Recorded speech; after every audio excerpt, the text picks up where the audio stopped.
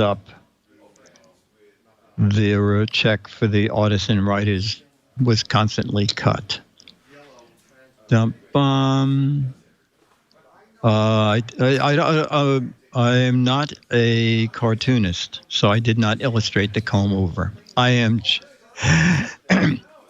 It's a pet peeve of mine is that I am just a writer. And when I took Dennis to a Comic-Con, he said, "Oh, I see what you mean. People come running up to the Mad booth at Comic-Cons. Oh my God, oh my God, oh my God, who are you?" I'm Dick DeBartolo. What do you draw? What do you draw? Do you do the lighter side? What do you draw? I said, no, I just write. And it's always, oh, just a writer. Or they'll nudge the person next to them and say, oh, he's just a writer.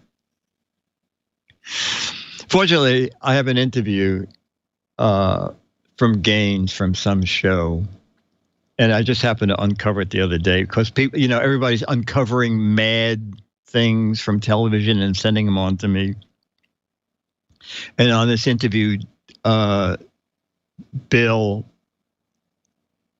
is saying, he said, I have to thank the writers. He said, without the writers, we don't have a Mad magazine. He said, you can have the best artwork in the world, but unless there's someone who writes the stuff for us to put in the magazine and for the artists to draw, we have nothing.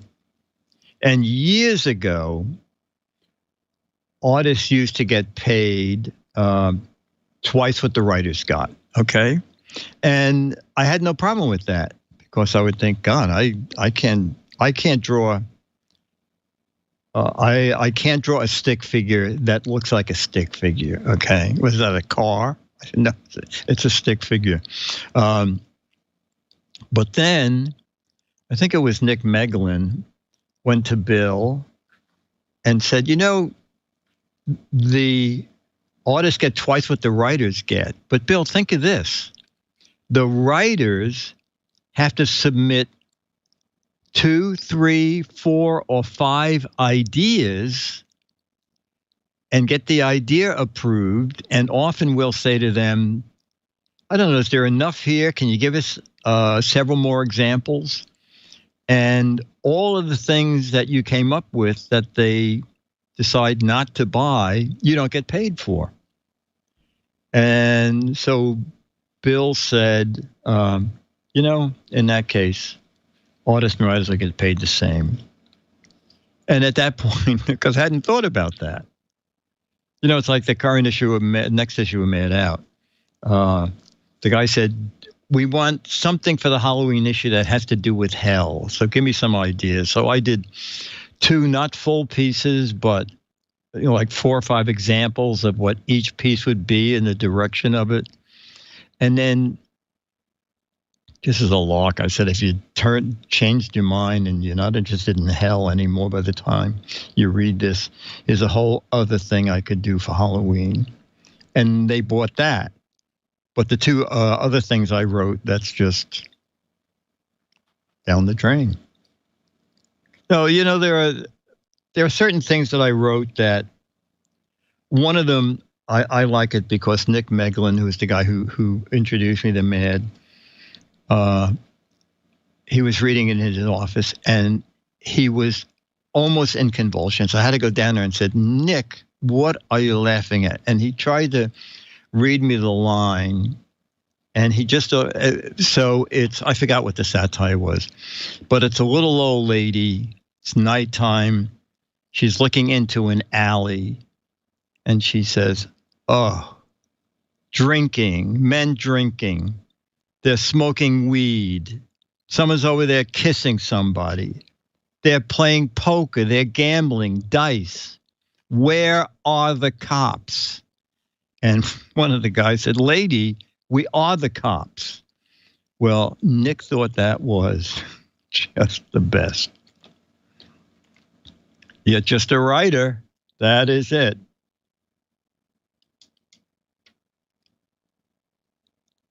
And Hollywood screenwriters are paid that could be, Mandarin Clown is saying, in Hollywood, the screenwriters are paid the least of any.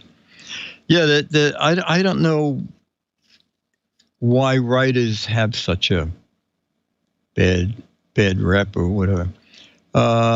Pre-Weird Al, people would say they knew they made it good. Oh yeah, in Mad Magazine. I remember Michael Fox was on Johnny Carson. And Johnny Carson said, "When did you know you were a celebrity?" And he said, "When I saw my face on the cover of Mad Magazine, I knew I made it." So Mad was big. Wish I had that thing. I may have put it back up on the wall. A Mad thing that from the advertising department. Largest selling Mad ever was it 2.7 million copies? The Poop Side Down Adventure. I think, Dick, we're about ready. Okay. Oh, is that close to? That's as close as we're going to get. Oh, as close as we're going to get. Okay. Ladies and gentlemen, it's time for... It's the Giz Fiz with the Giz Whiz. It's kind of like Cheese Whiz. It's the Giz Fiz. And now your host, Matt's maddest writer and the Giz Whiz, Dick DeBartolo.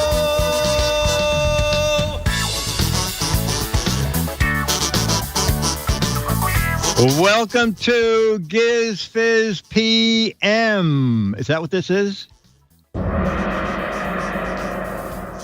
The return of the son of Giz Fiz.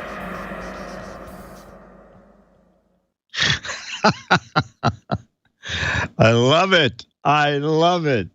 Well, ladies and gentlemen, we don't have to beg for a chat room celebrity of the week. We have one thrown into our laps.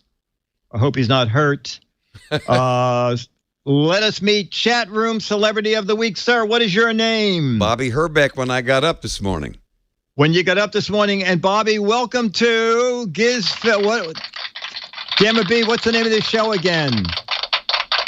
This version is welcome to the return of the son of Giz Fiz.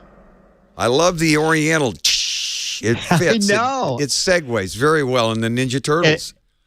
It's great. It's great. So, Bobby, what do you do for a living? We pretend not to know. Well, I'm a little bit of what you do, and we're all in the entertainment business, right?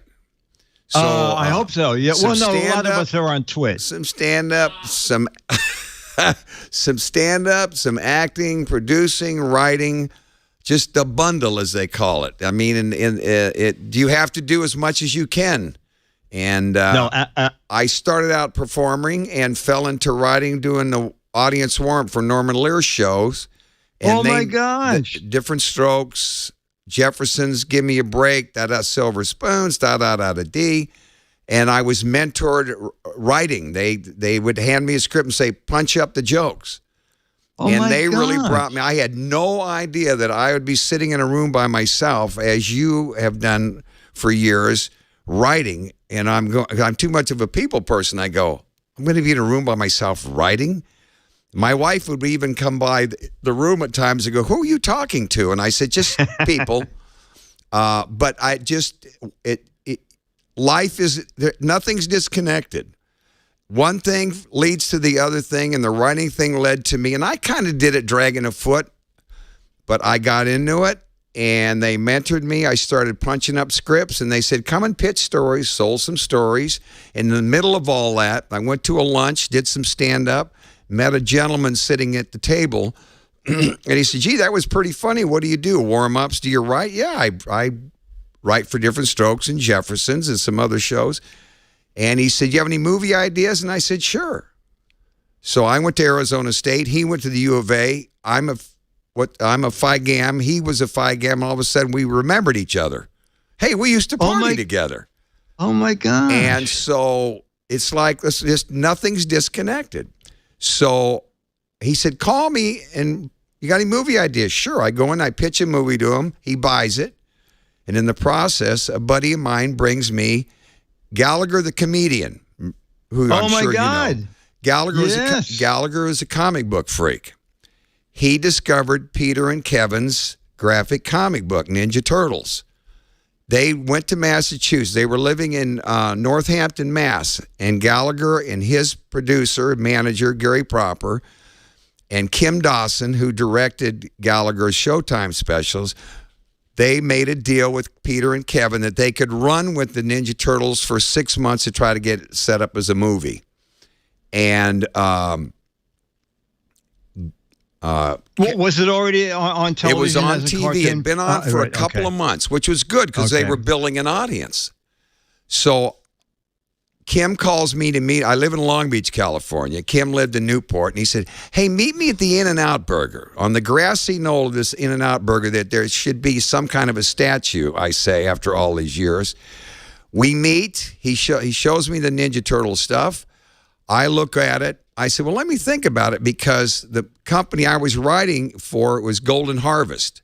Golden Harvest did all the Bruce Lee, Jackie Chan movies out of Hong Kong. Oh, okay. And Kim says, all those guys, they have the best martial arts guys in the world. We put them in costumes and we dub the voices. We just loop everything, which is eventually what happened. And I kept going back to my boss at Golden Harvest, who said, well, he couldn't even pronounce it like you have your own title for it, your satire. He said, Herbs, quit bothering with the Ninja and Pinjin Turtle thing and finish the movie I'm paying you for. And this went on for 3 months, and I wallpapered Hollywood, pitched this. I went to Brian Grazer and Ronnie Howard. Ronnie's got a boatload of kids. I thought, this is going to be a slam dunk. And I pitched to them the whole pitch. They're going, Turtles. I said, yeah. And they talk, yeah. And what's their names? Raphael, Leonardo, Michelangelo, da-da-da. And they just giggle. It was a giggle fest. And I left, and they called my agent and said, who's the guy smoking pot that came in here with this turtle business? And my agent said, I don't know about the pot, but the turtles are real. Now, we go forward. I'm still not getting any takers. I'm pitching for 3 months, continually going back to the boss. Finally, it dawned on me, my boss had a 10-year-old and a 12-year-old home. Now, mind you, as you know, your magazine had this special cult. I mean, I go back to the 60s with your magazine. This was this cult. It was like ours. It belonged to us, right? My folks didn't read Mad Magazine. We read it. That's true. Okay? And the same thing with the kids with Ninja Turtles. It's on TV. The parents didn't know about it. And that's why Tom Gray didn't know about it. But I said, ask your 2 kids. I'll never bring it up again. He goes home. By the time I got back home that night, I got a phone call on the old recorder call machine. Herbs, Babes. Those 2 words, Herbs being a nickname, and Babes is you've closed the deal. And he says, meet me, get your buddy and meet me tomorrow morning. Let's talk about this. Because the kid said, Dad, it's like what's happening. So to make the story a little quicker for you, got Tom convinced to make the movie. We flew to Northampton, met Peter and Kevin, Peter Laird, Kevin Eastman, who created it, and the first graphic comic book. And you might have met them at some point, or certainly Kevin. Kevin's more out there. Peter's kind of in a cave somewhere in Maine with about $100 million stacked up somewhere behind him. And went there. We had to pitch them, to convince them we were the ones to make the movie. They bought into it. We come back. I'm here 2 weeks. Tom says, pack a trunk. You're going back to Northampton. They have to sign up. You have to get a story that they'll sign off on. Took 3 months. And I would do a treatment, bring it into them, and I could just tell by their faces, one liked it, the other didn't. And I said, how did you guys ever get a graphic comic book done? And you're in that business. He's going like, they're so opposite. And it took forever. It took 3 months for them to, but what I found out in the process, each time I had to do a treatment, I was getting 15 grand. So I thought, I can stay here for a year. I'm good with this. And 3 months later, they sign off. They got Jim Henson to do the costumes. The director, Steve Barron, was in London. I wrote it over in London. I got Jim Henson was one of the dearest. Did you ever meet Jim? No, I wish I had. One of the dearest, nicest human beings ever graced this earth. Bet. Very humble. And he had set up a little room for me to work. to do my writing and stuff, because he wanted me to come in to see where they were doing the clay models and watching this thing. And it was really exciting to watch this come from the page to these models and these figures. Yeah. And I'd go in and look in the lab, and he'd go, "What do you think?" I said, "Oh, it's fine. It's good. It's terrific." And this went on for a couple of weeks, and finally, I'll go this way for fun. "Hi, how are you?" It just went on for a couple of weeks. It was my directions, stage directions. So okay. After a week or so of this, finally, Jim came in and sat on my desk, and he said, "Bobby, I know you're intimidated. Don't be. Come in and bring something to the game here."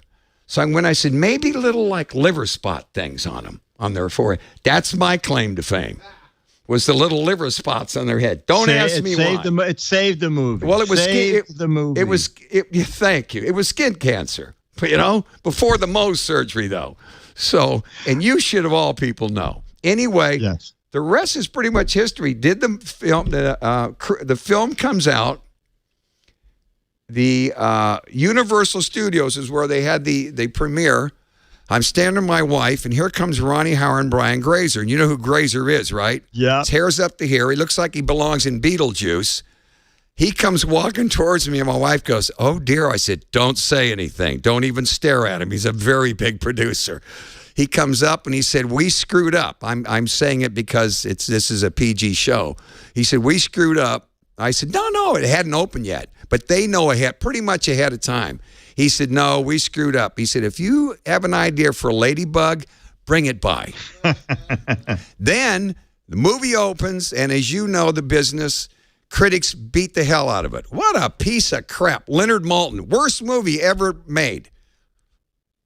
I'm taking a moment on Leonard Maltin, because I wish I've yet to run into him. The seventh Ninja Turtle film is coming out this next year, by the way. And anyway, so worst film ever, one trick pony, it'll be over. It's Howard the Duck all over again. Movie comes out, holds the box office record, all-time independent film box office record for quite some time. It's a huge success. They made the movie for a little under $10 million. Raymond Chow, who was kind of the Rupert Murdoch of Asia, it was his company, Golden Harvest. And Raymond Chow would only give Tom $6 million to make the movie. Tom says, "I can't make that movie." Now listen to these numbers. I can't make that movie for $6 million. New Line comes in and throws in $4 million on the table. So now we got 10. It gets made for a little over $10 million, that movie. Now today, God knows what that would cost. Well, but Michael Bay spends money like it's water, And I just interviewed at French TV what I thought of the new Turtles. I says, not much. They look like Transformers with a Zika virus head. The head's about the size of a softball. Is this the one for the movie that's coming out? Well, the last two, because we did the first four. Then Summer Redstone came in and bought the whole franchise. So they've got, because they were on Nickelodeon. Okay. So Viacom/Paramount, Michael Bay has made number 5 and number 6, and now number 7's coming out. And they're scarier looking. My grandson said, "Why did you make him look so scary?" I said, "It had nothing to do with this. This is the look."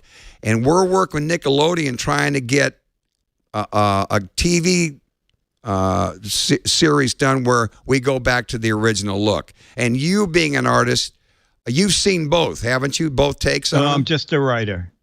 No, but but you've seen them both, have you not? The before and the after, the Turtles? I have not seen the after. Yeah, well, the after these guys in the studio, have you seen them? Maybe I saw them, didn't realize they were the Turtles. You probably didn't, because they got these incredible Hulk bodies, and they got these little teeny heads that look like peas, more menacing, huh? And he took the charm and the fun and the cuteness away from them. And the little wisecrack stuff, kind of like a Marx Brothers. I mean, that was the thinking. It was kind of a Marx Brothers, group of people. But it's a great success. I mean, I was telling Leo earlier, I'm going to my first Comic-Con. I think I was telling you Thursday down in San Diego, just to meet the people, because I've never been to one. And I'm going there to meet the lady that runs it and get set up for next year. And then we'll probably do a dozen next year and do this thing with Fathom Events I told you, where they're going to screen 1,000 theaters 2 nights. and bring us in on satellite for a panel to do Q&A. That's the only way they can really do it. So it's a big thing. For some reason, the film business, the 30th anniversary, if your film is still around and still has a heartbeat, and you're still around, hopefully, 30 years later, then they make a thing out of it. So the thing is, it's a blessing. A little thing, and when I go talk to young people at schools and stuff, I tell them this is a lesson, and don't give up. If you really believe in it, go for it. And people are gonna laugh at you. And having done stand-up for years and being booed off of a stage or two, you get tough skin. So you just keep going forward. And that gave you the idea for the turtles, the tough skin, right? Well, could it maybe? These are secrets I can't give away to you. You have secrets that you can't give away. But you have a brain that has a little twist to it.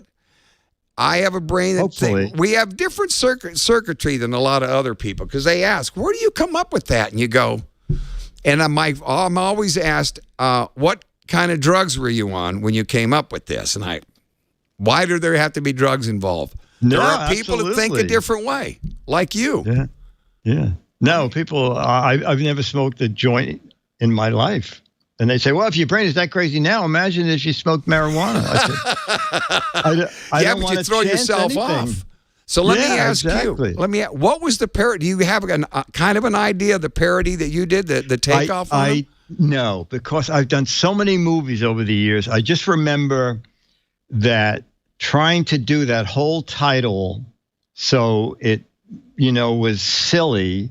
I just remember it was Teen Rage Nitwit, I think, Mutant Turtles. Yeah, I think that might have been it. Yeah. And we just did the first. We just did the first one because it was such a mega hit. Well, Mel Brooks was blown. I was at Fox working on a project with Cheech Marin, and I went into the commissary for lunch. And my friend Rudy DeLuca, Barry Levinson, Rudy DeLuca, were riding with Mel Brooks at that time. Yes. And I go in to have lunch, and Rudy sees me, and I have my Ninja. They made us these beautiful Ninja Turtle jackets, embroidered jackets. And going to have lunch, I got the jackets on. The movie's out in the theater. It's kicking butt out in the theaters. And Rudy comes over. He's from New York. It talks like this. And Mel's always got him in the movies. History of the World. He's the one that was smoking the pot in History of the World in the Chariot and gets off, there's smoke bellowing. And he goes, you go over there, you go over there. I'm going to go in cycles here. So Rudy comes over with that accent. He says, hey, Uncle Melvin wants to meet you. Well, to meet Mel Brooks? Are you kidding me? And he says, bring your food. He wants you to bring your food. Come over and meet him. He wants to know about Ninja Turtles. I go over. I sit down. I spent the rest of the afternoon with Mel Brooks, from eating lunch to his office, and the whole time there's that other part in your head, that other person going, I'm sitting with Mel Brooks, and he wanted to know he was fascinated by this whole thing, because out of where it came from, and like we're talking, and the success of it. And the end of the deal was, he said, he's got a son named Max. He said, could you get me a poster for Max? Oh, how great. I said, of course I will, if you'll, but only on a trade. He said, what's a trade? I said, I want a producer's poster. So we exchanged posters. Oh, great. Now in that meeting, I said, we talked about some of his movies. I said, one of my favorite movies was History of the World. And I said, I loved It's Good to Be the King. You remember that? When he said and if you think, when you look at the movie, he did three different scenes with it, but each time a different intonation. It's good to be the king. It's good to be the king. And so I told him I wanted to use that for my production company name. And he hits the intercom and says, Shiley, get in here. Bring paper. Bring stationery. And he has her sit there, and I have this letter that says, I give to Bobby Herbeck, it's good to be the king, for his company, for the name of his company. Oh, great. Uncle Mel Brooks. So over the years, we would run into each other, and we always had an idea. And then what I'm getting at is, I ran into Musso and Franks. He finally got his star in Hollywood. After all these years, though. I mean, years later. All these people are in the business 2 years. They're getting a star. It was years. So I go in. He's getting a star. I walk in the room. He's in the big room at Musso and Frank's, and whenever I would be in come across him, he would stop and go, "Everybody, this is Hobie, the Ninja Turtle person." Hobie. And so he says to me, he says, we'd always exchange an idea. He says, "I got an idea for you." I said, "What you got?" He says, "I think it's time now for Teenage Mutant Ninja Grandfather Turtles." Okay. I says, "Not a bad idea. What do you got for me?" I says, I don't think he was working on Blazing Saddles on Broadway. I said, "I think you should do History of the World." He goes, "You think?" I says, "You got the music. You know, you might be onto something there." But he's been a fan. But for me, I mean, one of the benefits, as you know, one of the benefits of like Ninja Turtles being a success are the people that you got connected with. Yeah. I never someone said, "You and Mel Brooks are going to get to know each other." Yeah, right. You know, you're going to be having lunch with Mel. Yeah, right. But it's just been a great success and a 30-year run like you've had. What, 40 years you were with this? 57. My God, you don't look that old. What were you, 6 when you started? Since high school. Did you have hair then? No, it was the same. No, I exited the vagina with a mad idea. Oh, So really? It started right away. Wasn't a ringworm thing. No. Oh, okay. I lost that bet. Anyway, that's pretty much it. And the fact that it's just a great lesson, I think, as you know, for people to not give up. And I tell these kids, network, get to know as many people as you can because everything connects. I said, there's no one out there doing something in this world that you go, "How'd you get your job?" My uncles, sisters, brothers, aunts, cousins, next door neighbor, worked for this company. And for what you do and what I do as writers, artists, or whatever, first of all, we're blessed. And I love when we meet. I love when we meet because I do stand up a lot too, and I love when we meet these billionaires and they go, "I would give anything to be able to do what you do." And I said, "Can you help me?" I said, "Yeah, write me a check. I'll give it to you. I'll give you what I got. You give me your money. We got a deal." They don't know you're born with it, right? I think so. Of course you are. So. I mean, what led you to what? What led you to where you are? My dog, I think. No, I just, I used to do the school newspaper. I started reading Mad, and I thought, I want to read this. I want to write this. But it started in school, right? Yeah. Because that was me. I started writing sketches and emceeing and doing voices in high school assemblies because we kind of knew where something led us down the path. No, absolutely. And then you met somebody who helped you along the way, did you not?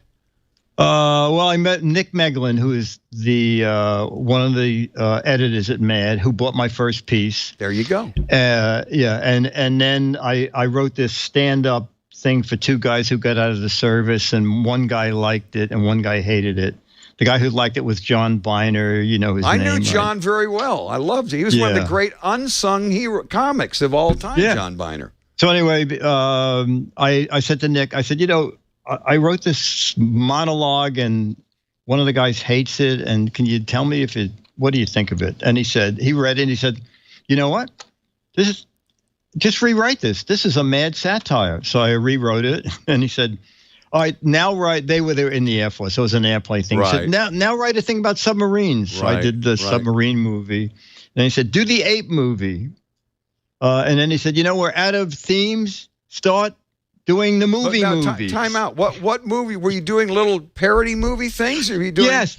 Like the Zuckers and Abrams, like the Naked Guns and Airplane. Generic. They were generic movies. The generic submarine movie. But what was the length? What was the length of them? Oh, the length of them. They were 5 pages in Mad. Oh, okay. Oh, little short. Oh, they were regular full-size movies, but they didn't satirize a movie that was in a movie house at the time. Right. Because like Stan Hart and Larry Siegel were the big guys. And then after I did 3 of these, he goes, people like these. Just why don't you join Larry and Stan? If you see a movie you like and you want to do it, tell us. You were doing parodies. Yeah. So I started doing all anything with tech in it. I did like 3 of the Star Wars movie, and I did Poop Side Down Adventure. Where is this stuff? Can you find it? In Mad Magazine. Oh, you're talking in the mouth. No, I thought you were In literally. magazine. I got you. I got you. No. This was all. No. I got you. I got you. Yeah. Well, I'll tell you, my friend, when I heard a few days before you were on last week, I believe it was last week when this broke, a week and a half ago, we were all, especially all my comic buddies and writers and stuff. There's Robert Hayes, my buddy from the movie Airplane, and Jim Abrams and the Zuckers. We're all in the fan. We all started out together. Everybody was just like, there was this email going around, and I sent this rant last Sunday. After you were on with Leo, and I won't eat up your time too much here, but because you feel what we feel, it's a loss, man, because to me, I think the country more than ever needs more humor today and more satire, because I don't know what the hell's going on, but it ain't good, I don't think. And I agree. I think what you guys do, you were a very important part for a lot of us. Well, like you and I, we grew up on this. This is part of the fabric of our life. And for somebody, just kick it to be. And someone said, I think it was Leo said today, it gets down to dollars and cents. It gets down to the bottom line and what their priority is. And remember when monopolies were gone? They're back, big time. Do you think? Yeah. And this was my rant. Yeah. AT&T doesn't know from this business. No, I'm sure that the guy who, even if they know what MAD is, maybe at some point they suddenly realized we own MAD. What the hell are we doing with that? Yeah. So what, are you retired now, or were you still working for them?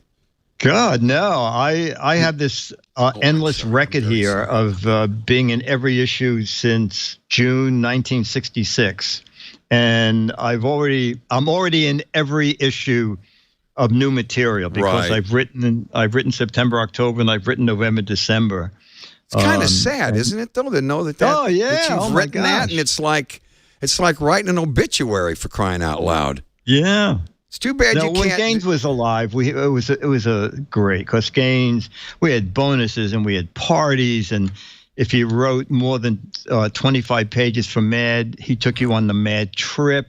Right. God, he took us to Russia, Hong Kong. You know what you guys should do? You should do a documentary if you can. People would love to know those, huh? Yeah. Those are great stories. There's one that's called When We Were Mad. They had a hell of a time getting money to do it. Put her a book. Well, but you know what? When I go speak to people about the business, the young people, I say, there's never been a better time. They're screaming for content. Netflix on these people bank things. It's like rubbing alcohol on the highway in Arizona in July. It just evaporates, and they can't get enough. It's it's like a rat in a rat lab on coke or something. It's like they just keep going. Because there's so many avenues with what the technology today. No. And also, anybody with a microphone and a camera can be a podcaster. Yeah. And even if you did a book, have you done a book, you guys? I did a book. Yeah. Good Days in MAD. It was all about Gaines and the bizarre way he ran MAD. Oh, well, I have to get that. What's the name of it? Good Days in MAD. I've got to get your that. address, and I'll send you a copy. Well, good. We're bringing it back up again. Can't hurt. Reruns. It's called Reruns. No, because it's a part of life that's like, wow, somebody just cut my foot off. And this is all my group. Everybody had the same reaction. We had lunch right after, a bunch of us guys, Robert Hayes, Patrick Wayne, John Wayne's son, guys that have been around forever. We just had this power group of people that had been fans forever. It was like, what? Who? Yeah, I know. What made that happen? And I said, you go on. I told them about Leo. Go on, and you can play it back and hear you talk and him talk about it, because everyone's like flummoxed. But I'm sorry, I'm becoming boring. But the monopoly thing's out. It's just crazy again. I mean, it's company. These aren't creative people. These are people about the dough. They're not. No, absolutely. I don't know how Disney got away with just taking over another studio. No questions asked. Or Comcast takes over Universal. Well, AT&T, they want to start a streaming service, but they don't have any content. They've said, let's just buy Warner Brothers. I know. And they will have content. Something. Loopholes. Is that what we call them? So where do you go from here? What are you going to do? I'm going to run my website. I'm on with Leo. I do a monthly gadget spot for World News Now over at ABC. I'll just keep doing all that stuff. Yeah. Hey, you know what? Don't stop. There giving you. No, I'm serious. People ask me if I'm retired. I don't plan on stopping. People ask me, "Are you retired?" I says, "I'm in the entertainment business. You're working. You're retired. You're working. It's a high wire act, but." What else would I want to do? It's what I was put here for. Yeah. Retired to what? Really? Thank you very much. I don't mind being in a room by myself writing anymore. I've got a lot of friends in that room now. I've built up a whole group of friends. Oh, very good. Very good. That's what happens. Any questions? Give John your address, and I'll send you Good Days in Mad. What I would love for you to do is I'll find a way to Colleen or something how you and I can connect. An email or something, and we'll stay in touch with each other. I'm going to come back for the New York Comic Con, so that's on the menu for next year. Okay. So, have you been to one of them? It's going to be there. Have you been to one of them? The San Diego Comic Con is a nightmare. Well, I heard it's a freak show because here's what I did. I've never gone, right? I just stay away. I haven't been to autograph shows, and I'll meet people, and I am blown away, as you well know. My audience grew up, and Dick Enberg was one of my dearest friends, rest his soul. And so he worked for the Padres near the end of his career, and I go down to San Diego, go to a ball game, and I got to know the coaches and the managers, and I'm sitting on the bench at batting practice one day, and the general manager of the Padres goes to Dick's broadcasting partner, "Who's that guy sitting on our bench?" And he said, "That's Bobby Herbeck." "Well, who the hell's Bobby Herbeck?" "It's Dick Enberg's buddy." "Well, what's he do?"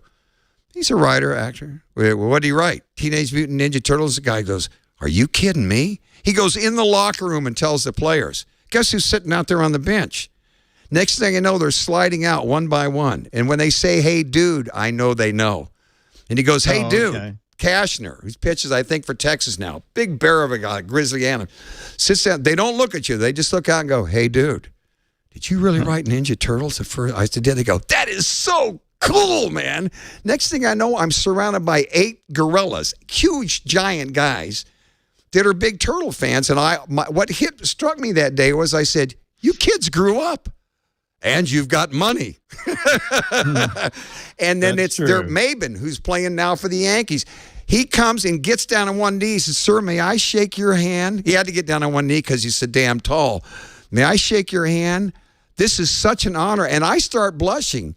And living in L.A., I'm a Dodger fan, and Justin Turner, the third baseman, thinks the sun rises and sets by me, as does Matt Kemp, all Ninja Turtle fans. And JT says to me, Justin, a couple of years ago when he found out, he looks around like this, and he's in the dugout, and looks around and he says, "Do you know I still have my Ninja Turtle pajamas at home in my drawer?" I said, "No, and more information, and maybe I need to know."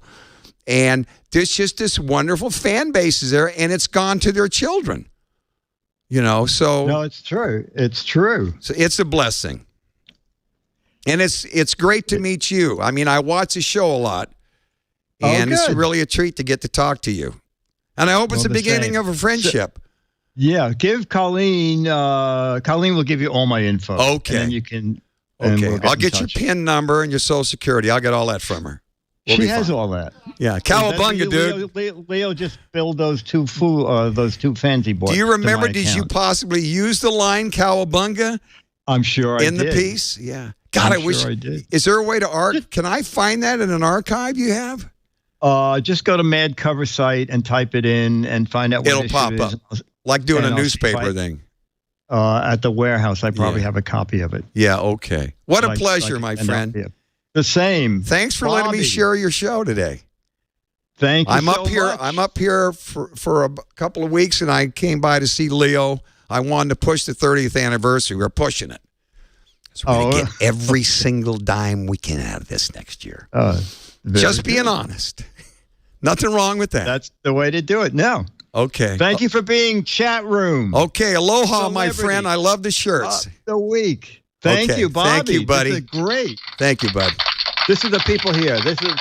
We can't show you because my camera doesn't move. Okay. All right. All right. So chat room. So we're just going to do another 10 minutes.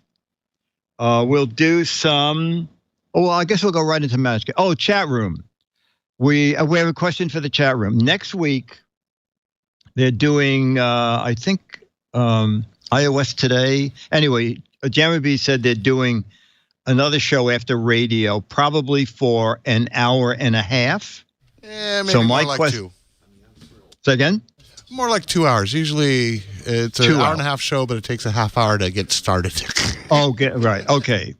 All right. So that, you know what, you sure you want to do a Giz Fiz? It'll be, what time? 8 o'clock? Yeah, it's only 5 o'clock here. I'm up for it if you're up for it. It's just, okay. It's fun. Right. Come on, we have fun. Okay. Jeff is excited. I'm going to let Jeff push a button. What? I'm going to let Jeff push one button. Oh, okay. All right. So we'll do it. And what I'll do is I won't come back to the studio, my studio here, till like 7:30 instead of just hanging around. I mean, I'll go out to dinner, go down the marina, and come back at 7:30 my time. And then probably within a half hour, we'll do Giz Fiz. So next week, Giz Fiz will be probably 2 hours late. All right. So we're going to go right into some match game. Dennis, you want to come down and play match game? Myra didn't come today because it's like 90 here in the city, and she doesn't have. Where's my fans? I don't know. I did my wearable fans, but they're great fun. Okay. Unlucky Louis said, "Nothing ever goes right for me. At the beach, I held a seashell to my ear, and I got blank." You know, we're going to hold captions for next week because captions are usually 25 minutes, and we'd go way over. So we'll do George's captions next week. Unlucky Louis said, "Nothing ever goes right for me. At the beach, I held a seashell to my ear, and I got a blank." I'm looking for a piece of paper. Okay.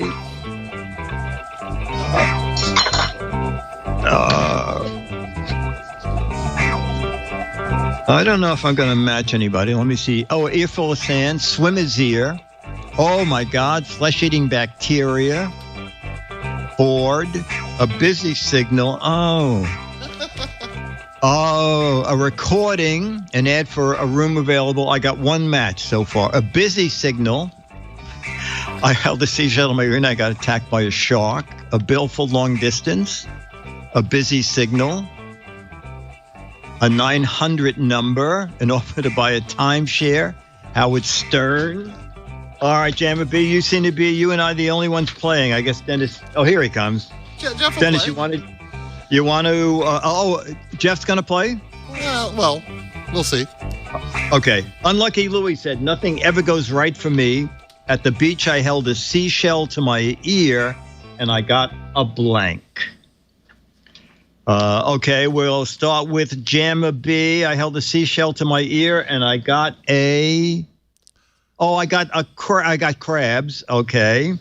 I said I got some matches. Jeff is here. Oh, Jeff is here. Okay, Jeff. That's too funny. Nothing goes right. I held a seashell to my ear. Oh. Oh my God. At least you matched each other. That was weird. I said, and I got a wrong number.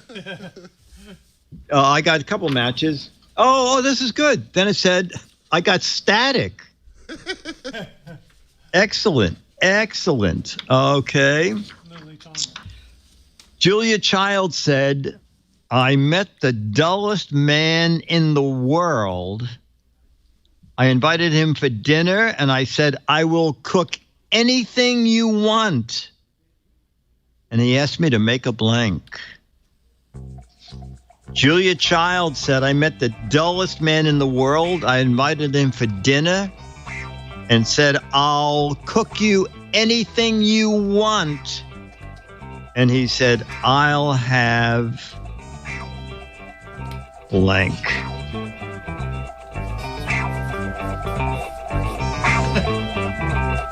Okay.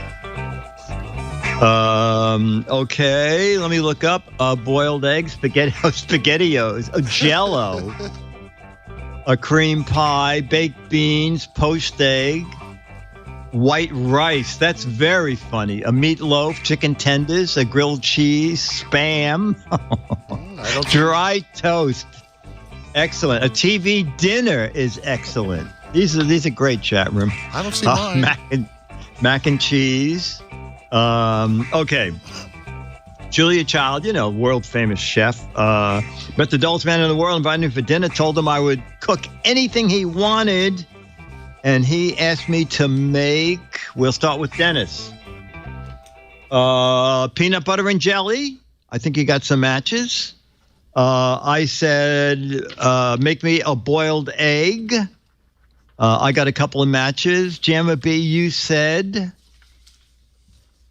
water is excellent. That's probably the best answer. Jeff, if you match, you guys are cheating.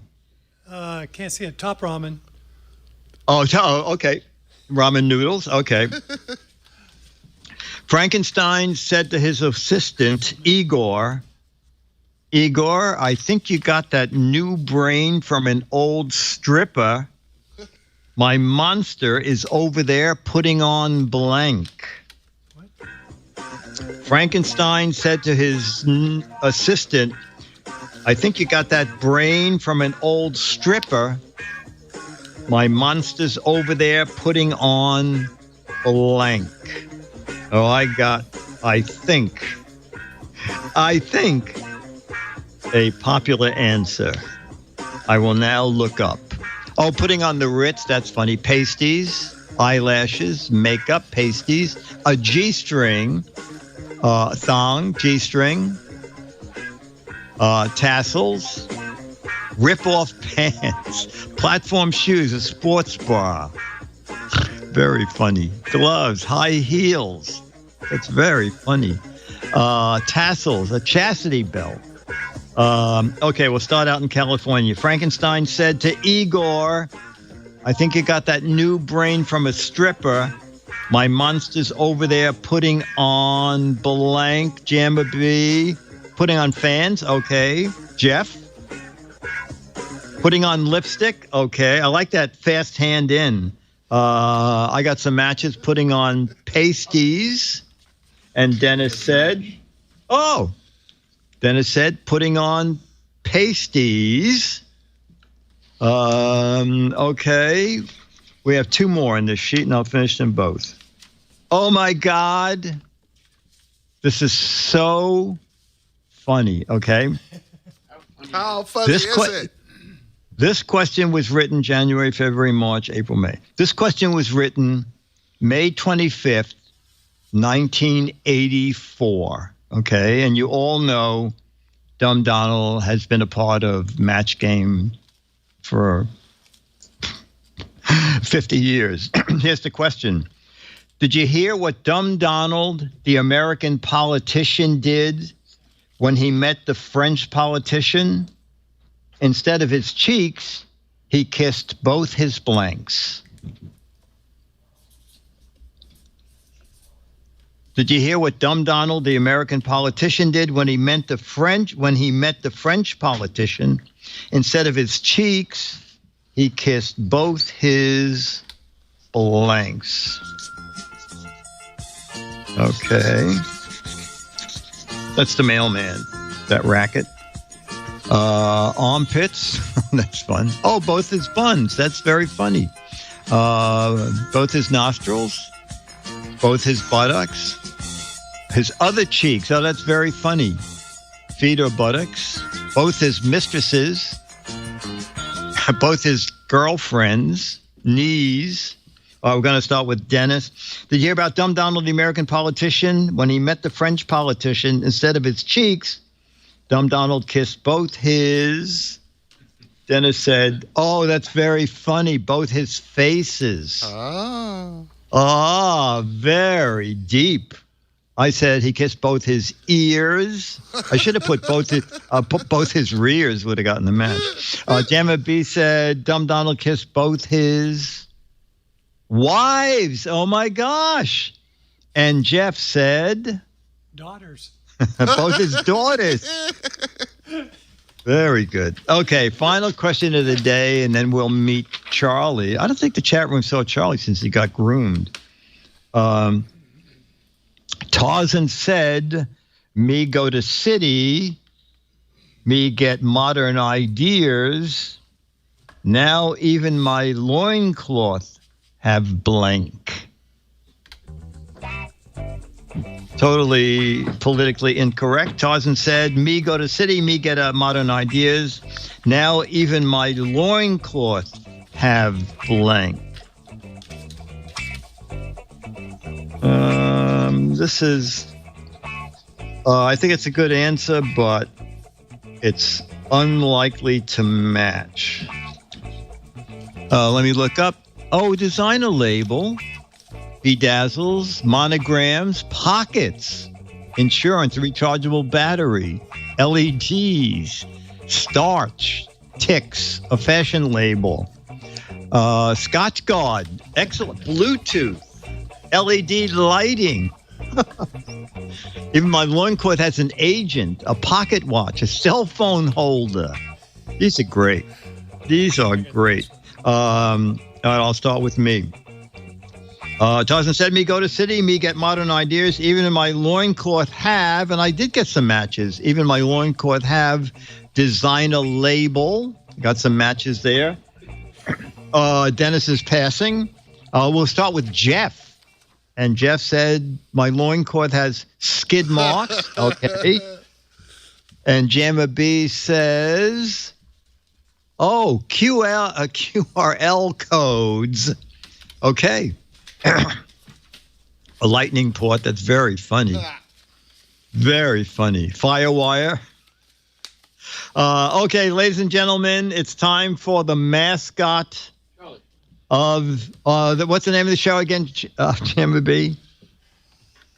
Of the return of the son of Giz Wiz, and here he is, the freshly shorn Charlie the dog. Ta-da! Charlie, yeah. This way it's okay if you have your back to the camera because people can see how nice. Charlie. Okay, look at the audience so they can see your handsome face. And your fluffy ears, okay? Yeah, and Sue always leaves his ears nice and dragged. Oh, Charles. Yeah. Oh, very. Look at that boy. Yeah, he's resting on my shoulder. All right. All right, so chat room, there will be Giz Fiz next week. Probably starting 2 hours later.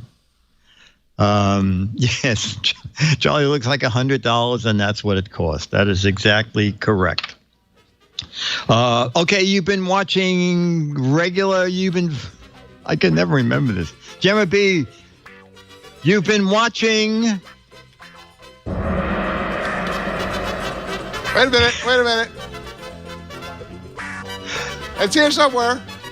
Okay, you've been watching The Return of the Son of Giz Fiz. The Return of the Son of Giz Fiz is a Mark Goodson, Bill Todman, Dick DeBartolo, Dennis Wonderland, Myra Joyce, Charlie the Dog, Jammer B, Jeff the New Guy, KC8LRU, Lokes, Bill, Dale, Paco, Chumley, Momsworth, Mr. Quest, Mandy the Clown, Becky, where is Becky? Robert Bigelow, Spike, Stooge, Merce Angel, Beatmaster, Kevin Dallas, did I say Mandy the Clown? Green Bucket, RF Guy, Subaru Production. Brought to you by Turtle Wax. Remember, it's not just for turtles anymore. Oh, it's not just for Newton Ninja Turtles anymore.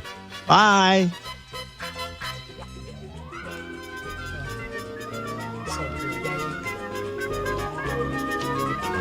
That chat room is awesome.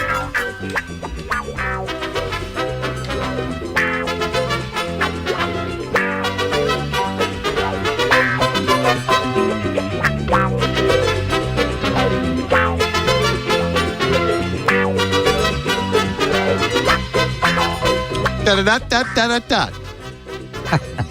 Okay. I'll see you next week, Jammer B, a little bit later. See you next week. Bye, Dick. Thanks. Bye, Jeff. That was fun. Bye, chat room. Super fun. Chat room, we're doing 2 shows on Thursday with Chad. 2 GizFiz shows Thursday. Bye.